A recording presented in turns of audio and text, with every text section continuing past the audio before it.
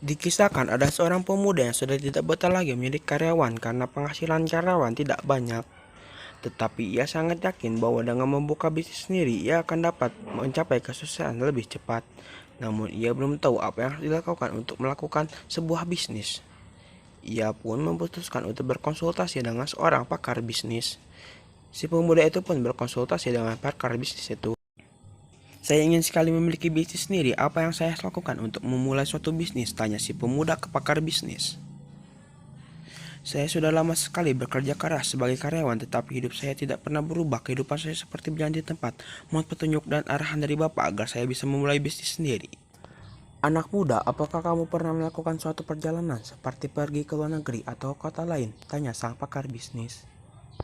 Ya, saya pernah melakukan perjalanan ke luar negeri. Satu kali, jawab si pemuda itu. Apa saja yang kamu lakukan sebelum berangkat untuk berlibur ke luar negeri? Tanya pakar bisnis itu lagi. Pertama, kami menentukan tempat tujuan termasuk penginapan dan beberapa hal lain yang kami butuhkan di sana. Kemudian kami memesan tiket pesawat.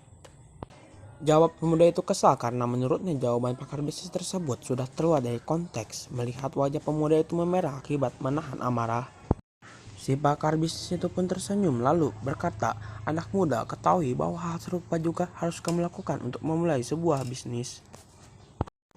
Maksud Bapak apa? Saya sama sekali tidak mengerti dengan maksud Bapak, tanya pemuda itu semakin geram. Untuk membuka sebuah bisnis, hal pertama yang harus kamu lakukan adalah menentukan jenis bisnis apa yang akan kamu geluti.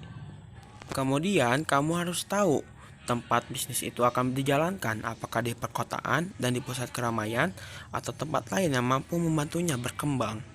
Setelah bisnismu berhasil berjalan, kamu harus tekun bekerja. Jika kamu sudah tekun bekerja tetapi kamu masih mengalami kegagalan, jangan cepat menyerah. Segera cari penyelesaian dan maju kembali untuk terus bekerja.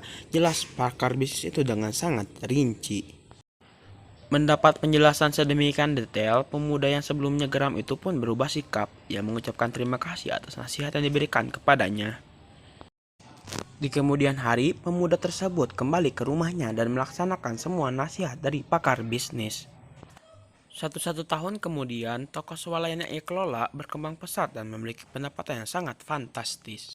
Dari motivasi cerita inspiratif tadi adalah, kamu harus tekun bekerja. Jika kamu sudah tekun bekerja tetapi kamu masih mengalami kegagalan, jangan cepat menyerah. Segera cari penyelesaian dan maju kembali untuk terus bekerja. Dan juga jika bermalas-malasan tidak akan menghasilkan apa-apa. Sekian dari saya.